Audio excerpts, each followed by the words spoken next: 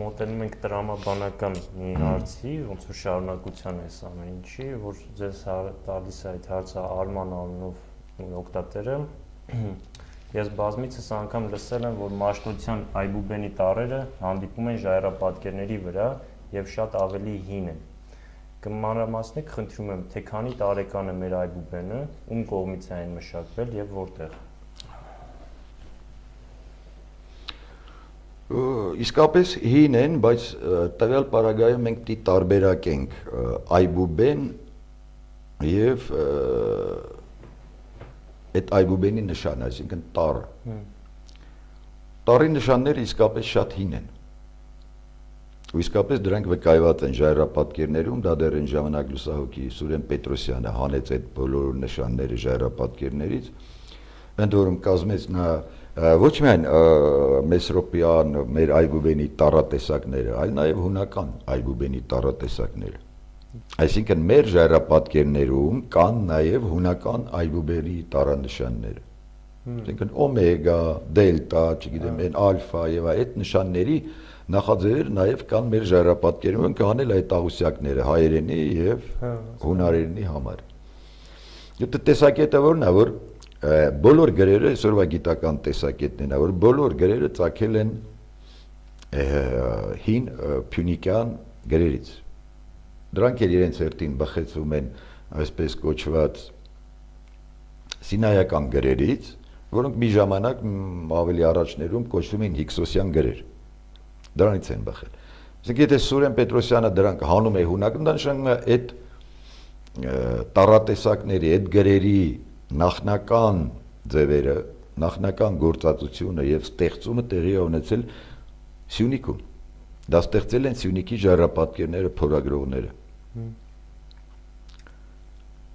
Բայց իրականում դրանք ժամանակին եղել են ոչ թե առանձին հնչյուն արտաբերելու համար նշան, այսինքն այբուբեն, այնչու տարբերակեց, որտեղ դրանք այն ժամանակ այբուբեն չեն եղել, այլ եղել են ինչպես մյուս վերացական նշանները, որոշակի գաղափար արտահայտող բառ, գաղափարագիր։ Դրանք բառեր են եղել։ Ոչ թե մի հնչյուն, այլ բառ են արտահնչեցրել։ Եվ որպես դրա հիմնավորում ասեմ նաև, որ այդ նույն մեր այբուբենի տառատեսակները ես տեսել եմ եգիպտական հիերատիկ կոչվող գրերում։ Եգիպտերենում, հին Եգիպտոսում հիերոգլիֆիկ գրերից բացի գործածում էին նաև այսպես կոչված հիերատիկ գրերը, որոնք հիերոգլիֆների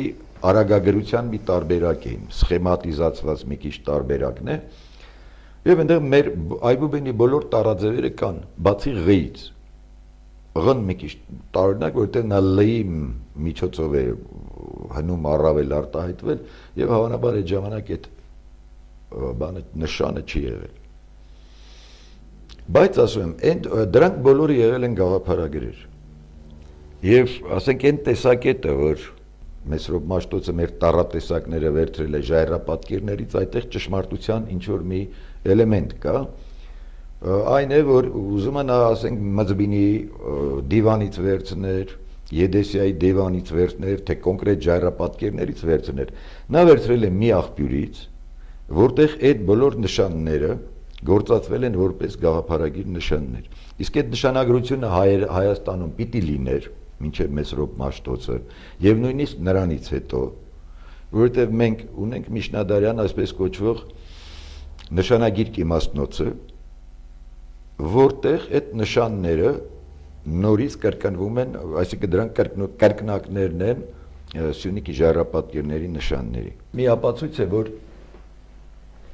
այդ նշանները ուրեմն անխզելիորեն գործածվել են Հայաստանի տարածքում։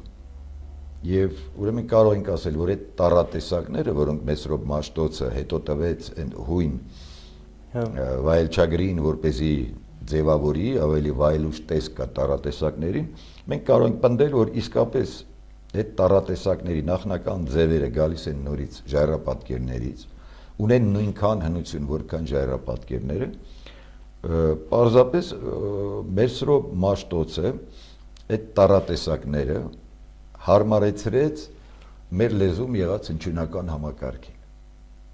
Դա արդեն շատերն են նշել, որ դա չի նվաստեցնում Մեսրոպ Մաշտոցի գործունեությունը։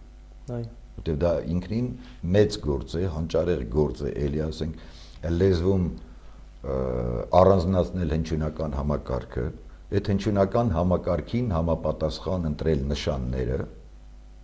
եւ ստեղծել գիր։ Եվ այստեղ կապ չունի, թե այդ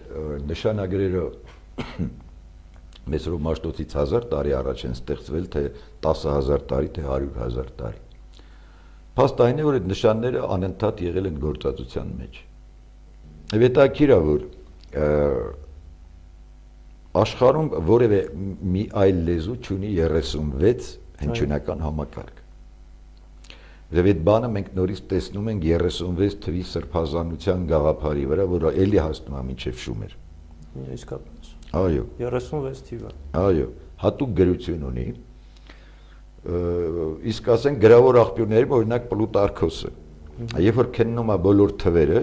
ու սկսում է բացատրել, մեկը սա է նշանակում, երկուսը, երեքը եւ այլն, հասնում է 36-ին, դե ասում է բոլորին է ակնհայտ, որ 36-ը դա ամենասրբազան երթումն է եւ ներկայացնում է ամբողջ տիեզերքը։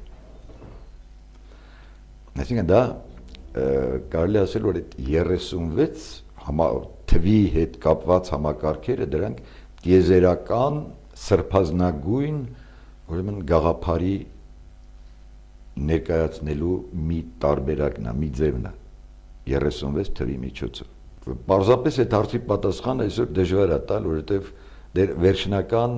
այդ թվի այդ կապերը, թե ինչպես պիտի դա բացատրվել, ինչպես պիտի մեկնաբանվի, դեռ չկա։ Շատ հետաքրքիր մի երևույթ կա, ասենք, որ հայտնի է, որ Աքեմենյանները, ասենք, այդ պարսկական դինաստիան օգտագործել են սեպագիր գրություն, որ էլի այբուբեն է եղել փաստորեն, ունեցել է 36 նշան, հնչյունական նշան։ Եվ 2-3 գաղափարագիր, ասենք, թագավոր գաղափարի համար, պետություն գաղափարի համար, հայրենիք, 2-3 տենց գաղափարագիր էր, իսկ ամբողջ լեզուն հիմնված էր այդ 36 սեպագիր նշանների հիման վրա։ Ես որոշակի կասկածներ ունեմ, որ այդ 36 նշաններով գրերը գրվել են հայերեն։ Եվ այսօրվա վերծանությունը, որը ներկայացնում է, կարծում եմ դա նորից պիտի ընթերցվի եւ նորից պիտի մեկնաբանվի հայերենի տեսանկյունից։ Որովհետեւ ասենք նշաններ կան, որոնք ասենք նույն հնչյունի համար 3 նշան են այսօր ըստ այսօրվա մեկնաբանության։ Ասենք ն հնչյունի համար ունեն ան, նա, նու, նե,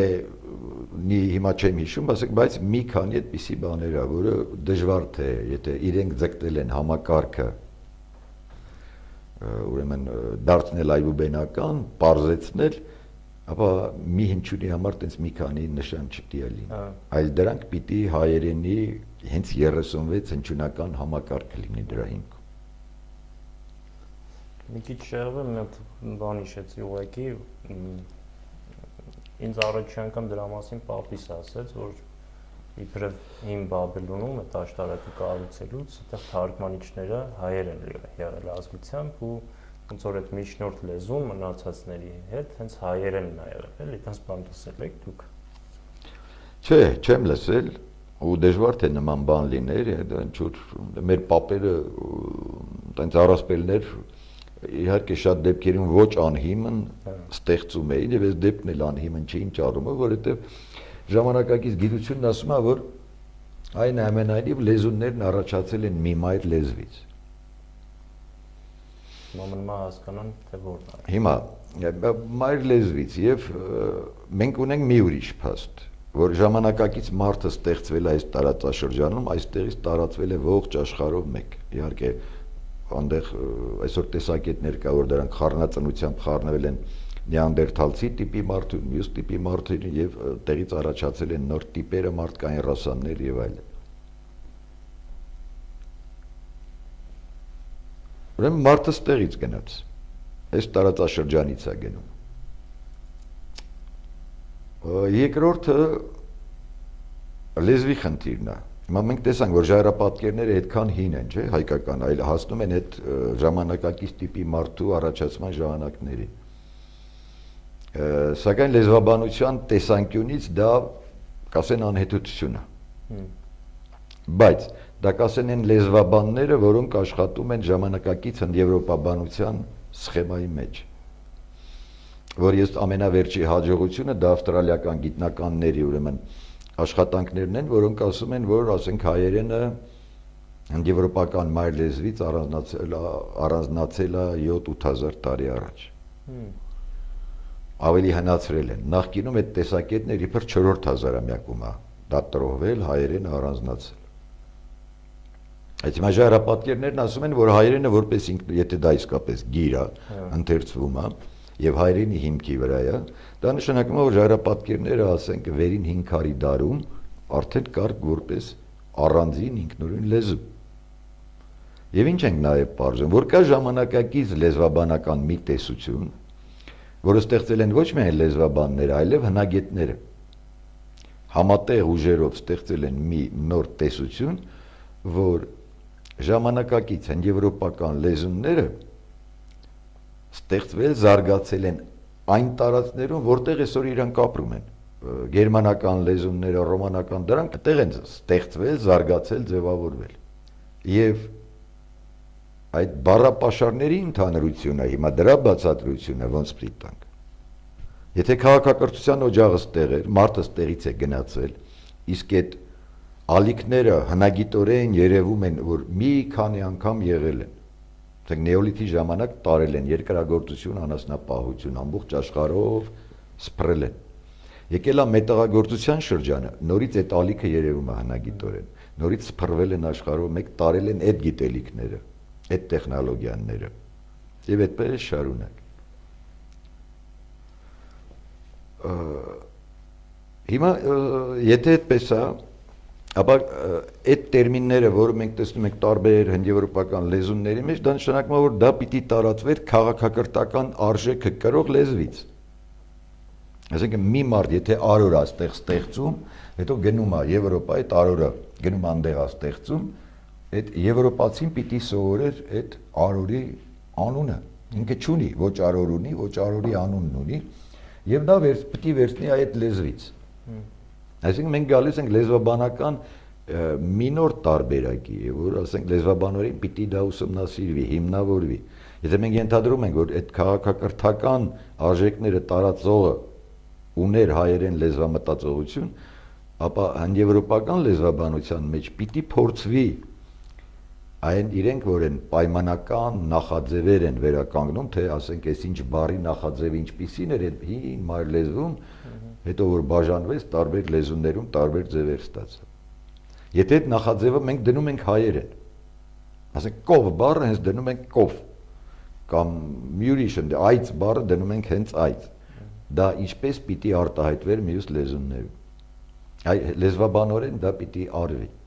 որը կարծում եմ հետաքրքիր, շատ հետաքրքիր արդյունքների կբերի։ Հիմա ինչ վերաբերում Աբելյանյան աշտարակին, այդ հենց ինքը շատ սեղմ ձևով տալիս է այդ մայր լեզվի փաստորեն տրոհումը։ Հիմա Աստված նրանց լեզու, նրանք սկզբից խոսում են մի լեզու, հետո տրոհվեցին տարբեր լեզուների։ Դա հակիրճ ներկայացնում է այդ նույն process-ը։ Յուրին է ձեզ հարցնում, շնորհակալություն ձեր գրքի համար, ճիշտ է չի մանրամասնում որ գրքի, հույսով եմ դուք կասեք։ Ֆիզիկոսը անում է այն, ինչ վաղուց պարտավոր էին անել բյուջեից աշխատավարձ ստացող վայ պատմաբանները։ Մի հարց. մեր ժայռապատկերներից կարող ենք ստանալ տեղեկություն մայր Աստվածուհու մասին, ինչ կերպարով է մեզ ներկայանում։ Ենթադրում եմ, որ առաջինը հարց չի, այլ պնդում է, կամ չգիտեմ, իր տեսակետի արտահայտումն է, ինչ վերաբերվում է մայր Աստվածուհուն ժայռապատկերներում։ Իսկապես կա այդ գաղափարը ժայռապատկերներում մայր Աստվածուհին, բայց մայր Աստվածուհիններ, այդ գաղափարը կրողները եղել են մի քանի սերունդների աստվածներ, որպեսզի Աստվածը պարզ լինի, բերեմ մեզ բոլորիս ավելի քաջածանոթ հունական դիցաբանությունը, որտեղ մենք տեսնում ենք, որ առաջի աստվածների համար որպես մայր Աստվածուհի հանդես է գալիս Գեան, Հետո երբ որ Ուրանոսին գահանկեց է անում Քրոնոսը, արդեն Մայր Աստվածուհի եւ հաջորդ աստվածների մայր է դառնում նրա կինը Հրեան։ Երբ որ Քրոնոսին գահանկեց է անում Զևսը, արդեն որպես հաջորդ սերունդի Մայր Աստվածների մայր եւ Մայր Աստվածուհի հանդես է գալիս Զևսի կինը Հերան։ Այսինքն այստեղ մենք չպիտի շփոթենք այդ տարբեր սերունդների մեջ արտահայտված այդ Մայր Աստվածության գաղափարը։ Եվ դա մենք տեսնում ենք այդ բոլոր ժայռապատկերներում։ Մեծ մայր այդ գաղափարը դա հայերենում արտահայտված է տատ բառով։ Եվ հին գրային համակարգերը ցույց են տալիս, որ հենց Մայր Աստվածուհին կոչվել է մայր, տատ, աստվածների մայր այդ բնութագրերով։ Եվ բնական է, որ առաջին Մայր Աստվածուհին, որը հանդիսանում է բոլոր աստվածների նախամայրը, նա կրեր տատ իմաստը, տատ բնութագիրը։ Եվ իսկապես դա հենց կրել է տատ, եւ ինչպես մենք պիտի նկարենք, ինչ պիտի նկարենք, որպեսզի հնչեցնենք տատ բառը։ Խնդիրը դրանում է, որպեսզի մենք ժայռապատկերներում ճանաչենք, որ այս նշանը հենց նշանակում է տատ եւ ներկայացնում է նախամայր Աստվածուհուն։ Եվ այդ բառը մենք գտնում ենք կարիճ բանի միջատի անվան մեջ։ Հայերենում կարիճին կոչել են տատ, կրել է նաև տատ անվանում, որպես հոմանիշ կարիճ բառի։ Եվ մենք տեսնում ենք ժայռապատկերներում կարիճի պատկերները։ Որպեսզի համոզվենք, որ դա իսկապես արտահայտում է Մայր Աստվածուհու անունը ստուգելու համար, տեղափոխվենք Շումեր։ Եվ Շումերում հին ժամանակաշրջանների դեռ նախասեփագրական շրջանի պատկերագրության մեջ կնիկների վրա, շատ հին կնիկների եւ երրորդ, երկրորդ նույնիսկ հազարամյակների կնիկների վրա մենք տեսնում ենք այդ նույն կարիճի պատկերը, ընդ որում նաեւ գրավոր հաստատելով, որ այդ անունը վերաբերվում է Մայր Աստվածուհուն, որ երբեմն գրվում է որպես իշխարը, որպես Ինաննա, որ Ինաննայի նաեւ նույն անուն է, այդ Աստվածուհին պատկերվել է կարիճի պատկերով, եւ մենք բազմաթիվ կարիճի պատկերներ տեսնում ենք, որ ասենք կան այդ ամբողջ եւ Եգիպտոսում, եւ Շումերում, եւ մեր ժայռապատկերներում։ Եվ դա կապված է Մայր Աստվածուհու հետ։ Եվ դրանով հնչեցվել է Մայր Աստվածուհու տատ անունը։ Երկրորդը ասենք, որ կարող ենք կապել Մայր Աստվածուհու հետ, դա տիկին բառն է։ Տիկին նշանակում է մեծ կին, այսինքն դա կարող ենք վերցնել որպես տատ բառին հոմանիշ, տիկին բառը, որը ըստ լեզվաբանական վերլուծության նշանակում է տի մեծ եւ կին, մեծ կին բառ տառացի նշանակում է մեծ կին, տատ։ Այդ տատին մենք տեսնում ենք նաև, ասենք, շումերական տիկնոջ է, տիկին ձերին մենք տեսնում ենք նաև շումերական դիցաբանության մեջ, որպես այն նախաստեղ ծովը մարմնավորող Աստվածուհի։ Իսկ այդ գաղափարը կար եւ Եգիպտոսում, եւ Շումերում, ամենտեղ հին աշխարհը կյանքը սկսվում է ծովից, այդ ջրերից։ Եվ այդ ջրերի Աստվածուհին է հենց, ասենք, հայ Աստծո անունը, որը հետո ինքը պաշտվում է որպես արդեն քաղցրահամ, ստորերկրի աշխարհից բխող աղբյուրների միջոցով այդ ջրերի Աստվածը, որի անունից հայ ժողովուրդը կոչվում է հայ։ Հնում ընդունված էր, որ Աստծո անունով կոչվում է ցեղը կամ ցեղի անունով կոչվում է իր Աստվածը։ Դա արդեն ստուգաբանությամբ պիտի նայել, թե նախնականը Աստծո անունից է գալիս ցեղի անուն, թե ցեղի անունից Աստծո անունը, բայց դա կարևոր չի տվյալ պարագայում, որովհետև դրանք նույն բառով են արտահայտվում, Աստվածը եւ ցեղանունը։ Հիմա տիկինը շումերերենում գրվում է որպես այդ նախաստեղծ ծովի, ծովը մարմնավորող Աստվածուհի, ասենք շումերերենում եւ բանում ակադերենում գրվում է Տիամատ։ Տին նույն հայերեն տին է, որը նշանակում է մեծ։ Ամատը դա ամ մայր բառն է։ Շումերերենում գրվում է ամա, որը նույն այն տնն իքականի նշանն է։ Շումերերեն ամա մայր եւ այն տնն դա արդեն ակադական ձևն է, որտեղ տնն բան է անում, իքական ածանցն է։ Այսօր մեր շատ բոլոր բարբառներում մայր բառը հնչեցում է որպես ամայ։ Ամա, ամայ, այդ բառն է։ Եվ հետաքրքիրը որն է, որ այդ սեպը, որ ընթերցում են ամատ, ամա, այդ սեպը ունի կին ընթերցում։ Շումերական սեպերը բազմարժեք են հնչյունական առումով, այսինքն մի սեպը կարող է ունենալ մինչև 30-40 հնչյունական արժեք։ Հիմա եթե մենք տի հետ են երկրորդ բաղադրիչ ամատի փոխարեն դնում ենք կին ընթերցում, դառնում է տի կին։ Ճշգրիտ հայերեն տիկին բառը, որը այդ մայր Աստվածուհու բնութագիրն է, էլի անվանումը։ Եվ ժառապատկերներում ավելի շատ տարածված են մայր Աստվածուհու, ասենք, անվան գաղափարագրումը լուսնի պատկերի, կիսալուսնի միջոցով, լուսնի մահիկի միջոցով։ Ընդ որում լուսնի փուլերը հենց իրենք ներկայացնում են այդ նաև սերունդների այդ գաղափարը, այդ որ 4 սերունդները կան աստվածների ոնց, որ նոր ծագող լուսինը ներկայացնում է կույս օրիորդ Աստվածուհուն։ Կիսալուսինը դա բանա, լիալուսինը դա մայր Աստվածուհին է։ Արդեն մայրն է։ Երբ որ գալիս է դեպի մաշվելը, դա արդեն տատն է։ Արդեն մեծ կինն է, հին տատն է։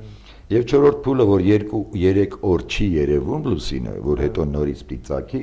դա արդեն կապված է անդրաշխարհի հետ, որովհետև ուրիշ տեղ չունի, ասենք այդ պատկերացումներին նա պետք է գտնվեր անդրաշխարհում։ Այսինքն արդեն կապվում է անդրաշխարհի Աստվածուհու հետ, այդ չորրորդ փուլում իրա։ Եվ ժառապատկերներում մենք տեսնում ենք, որ այդ ուրիշ էլի շատ ձևեր կան, ասենք, արտահայտելու, մեկը այդ լուսինն է։ Շատ տարածված ավելի ձևը մայր Աստվածուհուի ժառապատկերներում։ Ուրեմն ներկայանում է հովազի պատկերով։ Ժառապատկերներում բազմաթիվ հովազի պատկերներ ունենք։ Հովազ բառը հայերենում որպես հոմանիշ օգտագործվում է ինձ, ընձ առյուծ, այդ ընձ ինձը հայերենում նշանակում է հովազ, բնիքն եւ բնիկ հայերեն բառը, բայց հայերենում դրան ունենք համանուն նույն արմատից բայական ձևով ընծուիլ, ընձուիլ, ծակել, բխել, ծնել, առաջ գալ։ Այսինքն երբ որ մենք հովազով պատկերում ենք մայր Աստվածուհուն, մենք հասկանում ենք, որ խոսքը վերաբերվում է մի գաղափարի, որից ծնվում է մի այլ բան, ծնվում է կյանք, ծնվում է նորը, առաջ է գալիս, ծագում է։ Եվ դա նորից մենք տեսնում ենք հին աշխարհի պատկերագրության մեջ, որտեղ մայր Աստվածուհիները մենք տեսնում ենք կանգնած զույգ հովազների վրա, կամ մայր Աստվածուհին է կողքը երկու հովազներ։ Ասենք մեր Երզնկայի մոտ հիմա պահում է Լոնդոնի բրիտանական թանգարանում մի արձանիկ է, որտեղ մայր Աստվածուհին եւ երկու առյուծներ, որտեղ հաճախ շփոթել են հովազի պատկերը առյուծի հետ, երբեմն հովազով է պատկերվում, երբեմն առյուծի պատկերով, ասենք սնվում են այդ Աստվածուհու կրծքերից։ Եվ այդ կենդանիները, այդ հենց հովազը կոնկրետ ներկայացրել է իր ինձ անունով ընձույլ, ծնել։ Ընդ որում Աճարյանը գրում է, որ շատ բարբառներում այդ ընձույլ, ծնիլ բառը հենց գործածվում է մարդու համար։ Մարդու ծնվելը բնութագրելու համար։ Այդ հովազի պատկերով, լուսնի պատկերով, ու էլի կան ուրիշ գաղափարման, ընդ որում նաև վանկագիր ձևով, լուսնի Աստվածուհու, մայր Աստվածուհու անունները գաղափարագրելու ձևեր ժառապատկերներում։ Դե նաև նշեցինք, որ այդ մայր Աստվածուհին, էդի որպես երրորդություն, հայր մայր որդի ժառապատկերներից է գալիս, եւ դա մի այլ ձևն է, եւ այն մյուս ձևը, որ խոսեցինք, դա նաև հենց հորթի հետ կանգնած կովի պատկերն է, երինջի պատկերը, դա էլ է մայր Աստվածուհու էլի, ու շատ են ձևերը։ Նայած թե մայր Աստվածուհու դու որ բնութագիրն ես ուզում արտահայտել։ որ կոնկրետ բառն ես ուզում հնչեցնել։ Երինչ, ինձ, այդ ընձը, ասենք ինձը հայերենում ունենք ընձակ անունը։ Ու իմ տպավորությունն է, որ այդ ակը ոնց որ անունը դարձնի արական։ Ունենք Արմեն, Արմենակ, Արմինե անունից, ոնց որ Արմինեն առաջնային այդ իքականը, Արմենը որպես էլի Մայր Աստված ու անուն է, հենց ժայռապատկերներում էլի դա մի ձևն է, դա արդեն վանկագիր է գրվում երկու նշաններով, ասենք այդ ընձուիլ բառը հետո որպես հատուկ անուն ունենք ընձակը, որը վկայված է որպես լուսնի Աստված։ Այսինքն իքական ձևը այդ ընձ հովազի այդ համանուն բառն է, ինձ բառն է, եւ արական ընձակ որպես արդեն արական աստվածություն լուսնի։ Շատ ձևեր մեթոդներ կան ժայռապատկերներում այդ գաղափարները արտահայտելու։ Հայ սրա համար եմ սիրում էլ այս հաղորդումը, որ sense լավ բան է։ Ուրեմն անցնում ենք առաջ։ Աշոտը մի հարց է ձեզ տալիս, sense բովանդակություն ունի։ Պարոն Մարտիրոսյան, խնդրում եմ բացատրեք, թե որքանով է առնչվում Անահիտը Ինանա Իշտարի հետ։ Եթե Արատայի գերագույն աստվածն Էնքի Էյա Հայան է, տրամաբանական չէ ենթադրել, որ Մայր Աստվածուհին, ով հետագայում հայերին հայտնի է Անահիտ անվամբ, զուգահեռվի ոչ թե Ինանա Իշտարի, այլ Հայայի կնոջ Նինտու Նինխուրսագ մամիի հետ։ Խնդրում եմ ստուգաբանել Նինտու Նինխուրսագ սեպագիր անունները, եթե հնարավոր է։ Ինձ նեղ մասնագիտացված մի քիչ շատ ինչ-որ ինֆորմացիոն բան կար։ Ուստեղ մենք հիմնական բանը, որ ես հասկացա, որ ինչու Հայը Աստծո կինը չէ։ Հայ Աստծո կինը ուրեմն մի քանի անուններով է ներկայանում, ասենք երկուսը տեղ տարեց, բայց հիմնական ասենք իր անունը Նիսաբա, Նիդաբա, այդ անուններն է եղել անշան։ Բայց այստեղ այդ անունները, ասենք այսօր մեզ ոչինչ չեն տա, որովհետև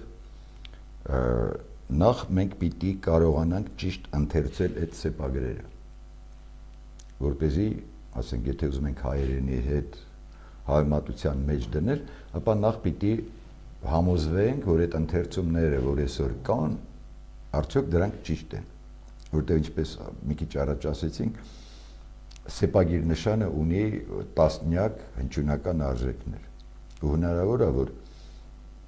այս սեպի տվյալ ընթերցումը չպիտի վերցնենք, այլ մի ընթերցում։ Օրինակ, ասենք, մի քիչ առաջ առյուծի մասին, որ խոսում ենք, որ ասում են սեպանշանը, որը արև է ընթերցում, նաև առյուծ է նշանակում։ Ու առյուծ բառը շումերերենում վերծանվում է որպես պիրեք, պիրիկ այդ ընթերցմամբ։ Գրվում է պի, ռի, իգ, երեք վանկա, երեք սեպերով են գրվում։ Այդ ռի, իգը ունի նաև ռե, էգ ընթերցում, այսինքն ռեգ, դա փաստում ենք։ Իսկ պի սեպանշանը, որ ունի մոտ 30-ից ավել հնչյունական արժեքներ ունի։ Արդյոք մենք պի կարդանք այդտեղ։ Երբ որ նայում ենք դրա հնչյունական արժեքները, մենք տեսնում ենք, որ պի սեպանշանը ունի ա ընթերցում, որը գրվում է A3 համարով։ Նույն հնչյունը տարբեր սեպանշանների միջոցով կարող արտահայտվի։ Եվ ըստ հաճախության, թե որն է ավելի շատ բանը արտահայտվում, օգտագործվում սեպերում, դա դնում են 1 առաջի, ասենք առաջի A, դա ջուրն է, ջուրի մասնակերում։ Երկրորդ ավելի հաճախ հանդիպողը A2 եւ երրորդը դա հենց այդ պի սեպանշանի A ընթերցումն է, որը իր գործածության հաճախականությամբ երրորդ տեղում է A հնչյունների մեջ։ Եվ այդ պի ընթերցման փոխարեն մենք կարող ենք դնել այդ նույն սեպանշանի A ընթերցումը։ Եվ մենք ստանում ենք արեք, այսինքն առյուծ բարի այն 5 գրափարյան արև ձևը, այդ գ-ը հնչյունական անցումը կա եւ հայերենում եւ շումերերենում, ասենք մենք ունենք արև, արեք, կով, կոգի, այդ վեգն հայերենում կա եւ մենք տեսնում ենք նաեւ ընդ։ Այսինքն մենք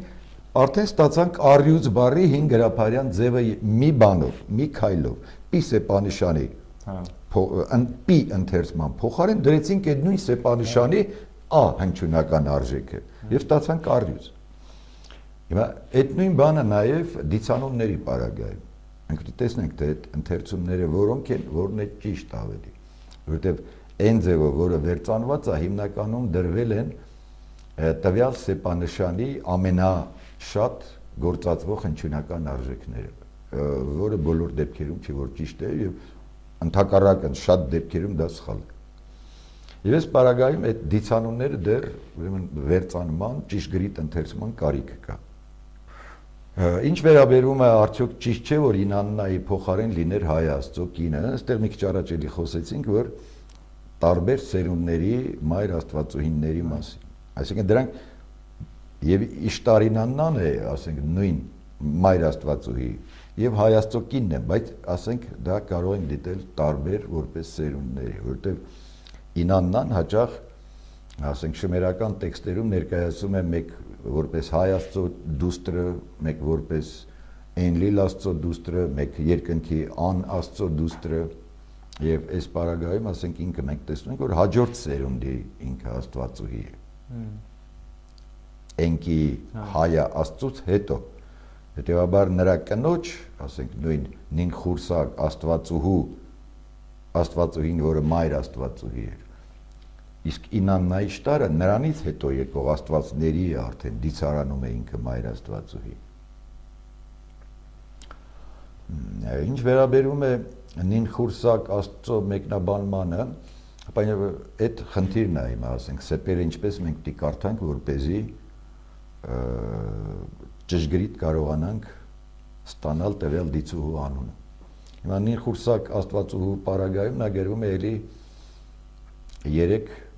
սեպերով։ Նին, խուր, սակ։ Նին նշանակում է տիրուհի։ Այդ նինվեա, նինվե բառը գալիս է այդ նինից, այսինքն նինվե նշանակում է տիրուհու քաղաք, դա Իշտարի քաղաքն էր եւ այդ նին անվան տակ տվյալ դեպքում ասենք Ինաննայի շտարն էր։ Հիմա Նինխուրսակի պարագայում դա նինը տիրուհի, հուրսակ նշանակում է լեռ։ Դա այն դիցաբանական լեռն է, որը աշխարհի կենտրոնն է։ Նրա շուրջն են պատտվում լուսատունները, նրանից է ծագում արևը եւ այլ եւ այլն։ Դա վերացական լեռ է, թե ինքը կոնկրետ ինչ-որ լեռ է, ուղղակի այդպես անուն։ Դա հնում եղել է կոնկրետ լեռ, այլ ոչ թե լեռ, այլ լեռլա զանգված, լեռնաշխարհ, որը շրջակա միջավայրից տարբերվել է հենց այդ իր բարձրությամբ, որտեղից բխել են բոլոր ջրերը, երկնային գետի ջրերը իջնում են այդ լեռների վրա, այնտեղից գալիս, ասենք, բանը, դա ուրիշ բաների մեջ, դիցաբանություններում, կոնկրետ, քանի որ կարծում հասկացաք, որ խոսքը գրում է հայկական լեռնաշխարհի մասին, այստեղ ուրեմն ընդերքից բխող ջրերն են այդտեղից բխում, այդ լեռան լանջերից եւ գետեր դառնալով հոսում են դեպի աշխարհի 4 կողմերը։ Ամբողջ առաջավոր Ասիայի ուրեմն ջրային համակարգը բխում է հայկական լեռնաշխարհից։ Իսկ ամենաբարձր կետը, եթե չեմ սխալվում, Արարատն է, չէ՞։ Ամենաբարձր կետը աշխարհագրորեն այսօր մենք գիտենք, որ Արարատն է, բայց այդտեղ կարծում եմ ինչ որ խնդիրներ կան, ասենք երկրաբանական այդ հին ժամանակների հետ կապված։ Որտեղ հնարավոր է օրինակի համար ասենք Արագածը կարող է ժամանակին ավելի բարձր լինել այդ վերջին ժայթքումից ասենք առաջ, բայց դա երբ են եղել, ինչ ժամանակներում, ինչ է եղել, այնպես այսօր որ նայում ես Արագածին, այդ հսկա լեռնազանգված է, որը իր այդ նստվածքով, ասենք եթե համատես Մասիսի հետ, Մասիսը գաճաճ կերևա։ Եթե դու ապրոքսիմացիա անես իր այդ լանջերը, թե երևակայական գագաթը որտեղ էր, ինքը կարող է շատ ավելի մեծ լեռ լինել։ Բայց այդտեղ խոսքը գնում է ոչ թե լեռան, կոնկրետ լեռան մասին, այլ լեռնաշխարհի։ Օրինակի համար ասենք, երբ որ մենք նայում ենք հին կտակարանը, որ Նոյի տապանը փրկվում է, ու ասենք այսօր տարածված այդ տեսակետը, որ Արարատի վրա է, Մասիս լեռան վրա է։ Բայց դա կարող է լինել որպես Մասիսը ամբողջ երկրի բարձրագույն գագաթ, որ առաջինը նրա գագաթը պիտի բացվեր։ Բայց ասենք հին կտակարանում գրած է ոչ թե Արարատ լեռ, այլ Արարատյան լեռներ, իլերինս Արարատայ, Արարատյան լեռներում, դա նշանակում է արդեն երկիր իմաստով է, դա Արարատյան երկրում, Արարատյան լեռներում, այսինքն Արարատյան այդտեղ օգտագործում է այդ իմ, եւ հենց շումերական ժամանակներում այդպես էլ ընկալվել է, որտեղ հայկական լեռնաշխարհի միջին բարձրությունը, ասենք 1500-2000 մետր այդ բարձրությունները, Վանը, ասենք 1800 մետր, Շիրակ, Ղարս, այդ սարահարթները, որտեղ բնակեցված տարածքներ էին, դրանք բոլորը այդ բարձրությունների վրա են։ Ասենք ամենացածրադիրը դա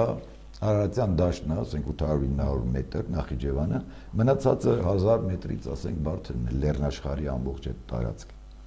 Եվ դա շրջակա աշխարհի համար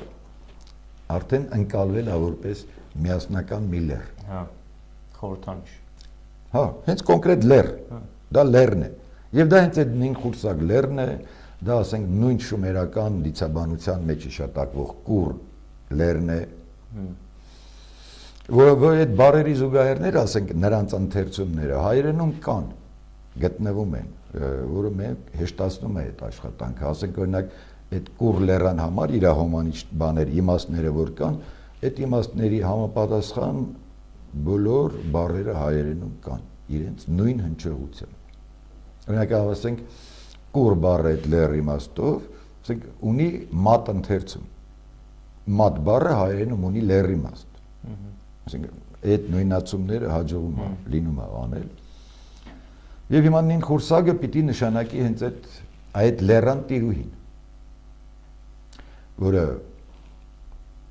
արևածագի լեռն է, եթե արևածագի հետ է կապված, ապա կապված է արևելքի հետ, եթե արևելքի հետ է կապված, ապա դա մեզ հնարավորություն է տալիս հասկանալու, թե ինչու էր Հայաստանը կոչում արևելած երկիր, արևելքի երկիր, արևելած թագավորի երկիր։ Իսկ դա հերթին ասում է, այդ գաղափարները երբ կարող էին ծանոթանալ, առաջանալ։ Այն ժամանակ, երբ որ մենք մի քիչ առաջ ասացինք, որ Սյունիքը համարյա 4 կողմից շրջապատված էր ջրային մեծ ավազաններով։ Հիմա պատկերացրեք այդ ժամանակի Սյունիքը, որը արևելքից այդ Կասպիկ ծովի ջրերի տրանսգրեսիայով, արդեն ամբողջը մի մեծ ջրային ավազան է, որի ծայրը, ափը, հանդիպակաց ափը դու չես տեսնում։ Եվ այդ ծովից ծագում է արևը։ Եթե ծագում է արևը, ապա դա դառնում է արդեն արևելքի երկիրը։ Այսօր Ճապոնիան ինչու է կոչվում արևի երկիր։ Որովհետև արևելյան կողմը ոչ մի ցամաք չկա եւ արևը ծագում է ծովից։ Եվ այդ հենց այդ պատկերացումից է, որ եկել է նաեւ այն տեսակետը, թե արևը ծագում է ծովից, հետո մայրը մտնում ծովում, գնում է մոր մոտ, հանգստանում եւ այլն, մյուս օրը նորից ծագում ծովից։ Իսկ դա Հայաստանի պարագայում երբ կլիներ, երբ որ արևելքում ծով էր։ Այսինքն նորից գալիս ենք այն գաղափարին, որ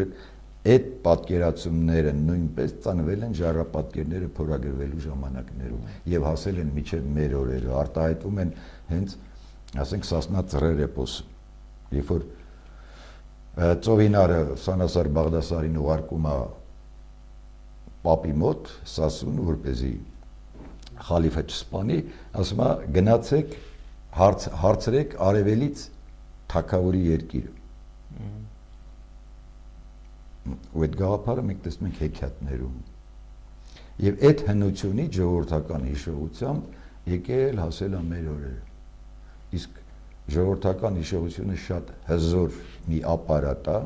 որի հետ նույնիսկ ժամանակակից կոմպյուտերները երևի թե չկարողանան մրցակցել։ Օրինակի համար ասենք բերենք այսպեսի մի օրինակ, որ Վանի մասին եւ ընդհանրապես մեր շատ տեղանուններ ունեն առասպելական տես պատմություններ։ Մենք Վանի մասին ասում են, որ այդ ժամանակը տեղ ծով չի եղել։ Եղել է մի շատ այսպես զարգացած քաղաք, բարգավաճող քաղաք, նույնիսկ էպոսի պատումներից մեկում, երբ որ Դավիթը գնում է Դեղձուն ծամի հետևից, այնտեղ Խաչմերուկում մի ծերունի է տեսնում, ում ճանապարհ է հարցնում, թե ոնց գնամ այսինչ երկիր։ Այդ ծերունին պատասխանում է Դավիթին, թե գնա այսինչ ուղությամբ ու հաջորդ տողը գրած է։ Այդ կողմերում վանածով դեռ չկար։ Այսինքն այդ պատմողը ինքը ունի այդ ինֆորմացիան, որ եղել է մի ժամանակ, որ Վանաձողը չի եղել։ Հետո է առաջացել։ Ու կան էլի առասպելներ, որ այդ ծովից ջրերը հոսել են միջագետ, այնտեղ ջրհեղեղներ են արել եւ այլն։ Ոնց ստուգենք այդ բանը։ Նայում ենք երկրաբանական տվյալները։ Վանաձովում ուրեմն նման հետազոտություններ են արել գերմանացի գիտնականները 90-ական թվականներին եւ ինչ են պարզել։ Պարզել են, որ 9-րդ հազարամյակում Քրիստոսից առաջ Վանաձովի տեղում եղել է ցամաք։ Դա ինչ է նշանակում։ Դա նշանակում է, որ այդ հիշողությամբ այդ փաստը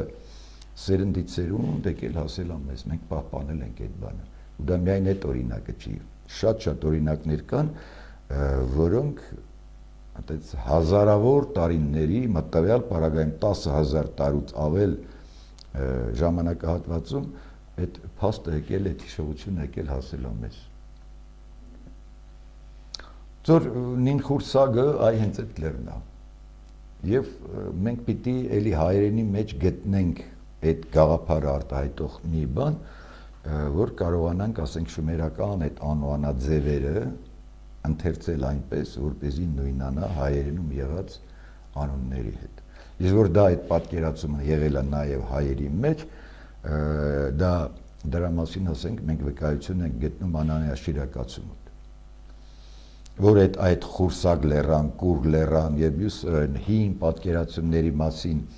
եղած այդ ամբողջական պատկերը ինքը ներկայացնում է որպես բարձր հայքի նկարագիր։ Մեր բարձր հայքը օրինակ բանն է։ Բարձր է ոչ միայն հայքի մնացած մասերից, այլև ամբողջ աշխարհից։ Ասում են այնքան է բարձր, որ լուսնի վրա ստվերան է տուն։ Այն տեղն է, որտեղից բխում են ջրերը եւ հոսում դեպի աշխարհի 4 կողմերը։ Այսինքն ինքը բարձր հայքի միջոցով ներկայացնում է այդ նախնական պատկերացումը, որը հետո դարել առասպելական, դիցաբանական եւ այլ եւ այլ։ Այ դա այդ նին խուրսակ լեռան բանն է։ Եվ այդ նին խուրզակ աստվածուհին էլ արդեն տիրուհին, այդ լեռան տիրուհին, դա անշուշտ պիտի լիներ մեր աստվածամայրերից մեկ։ Այսինքն ինքը շումերական դիցաբանության մեջ ներկայանում է որպես հայ աստծո կին։ Եվ դրանց այդ կապը, որ միասին ասենք իրենք ստեղծում են մարդկությունը, մարդկանց արարում են իրենք, հայ աստվածը եւ նին խուրսագը, դիլմուն երկրում նրանք միասին են։ Դիլմունը էլի այդ նույն երկրի, ասենք հայկական լեռնաշխարհի մի այլ ուրեմն անվանումն է, մի այլ ներկայացումն է։ Այս հարցերի մասին ասենք այս վերջերս որ լույս տեսա հայոց հնագույն պատմության էջեր, դե առաջին մասը, մի ծավալուն մասը ներկայացնում է հենց Եդեմի տեղայնացման հարցերին եւ այս ամբողջ ասենք այնտեղ մանրամասն կա։ Խոսենք Եդեմի մասին մի քիչ հետո։ Ուզում եմ եւս մեկ անգամ անդրադառնանք Սյունիքի ժայռապատկերներին։ Ի վերջո գլխավոր հետևությունը, որ արել եք Սյունիքի ժայռապատկերների մասին, որն է։ Հայ ժողովրդի գոյության արդեն առանձին որպես ազգ իր լեզվով, իր գենոֆոնդով, իր մշակույթով, իր կրոնով։ Այս պարամետրերով որպես հայ ազգ մենք տեսնում ենք նրա գոյությունը, առկայությունը վերին 500 դարում։ Ասացիք լեզու, որպես ինքնուրույն լեզու։ Հիմա դուք ես կարող եմ ենթադրել, որ դուք փորձում եք այդ լեզուն բացատրել։ Մենք կարող ենք իսկապես այդ Չէ, ես լեզուն չեմ բացատրում, այլ մեր գրավոր լեզվում վկայված բառերը, արմատները, դրանց միջոցով ես վերծանում եմ ժայռապատկերների նշանները։ Որովհետև այդ գաղափարները, ասենք այդ կապերը ու այլ լեզուներով հնարավոր չի տալ, որտեղ այլ լեզուներում համանունների այդ զույգերը չկան։ Հասկացա։ Տեսեք մի բան, ասենք, մեր նոր կտակարանի, ասենք, քրիստոնեության բանն է, չէ՞, պահով, որ ասում ենք որդի բառը, որը քրիստոնեական գաղափարախոսության կենտրոնական տերմիններից մեկն է, միայն հայերենը կարա որդի բառով արտահայտի կամ հորդ բառով արտահայտի։ Իսկ նշանակում է, որ այդ քրիստոնեության ակունքները, այդ գաղափարախոսության ակունքները Այն առաջի հարցը, որ կար դավանաբանական ինչ կապեր կան ժայռապատկերներից մեր օրերը, դա նշանակում է, որ գալիս է այն ժամանակներից այդ դավան, ու դա հիմնված է հայերենի վրա։ Միայն հայերենը կարա բացատրի, թե ինչպես կարող է որդի Աստված իրեն կոչել ворդ, խաղողի ворդ կամ հորդ։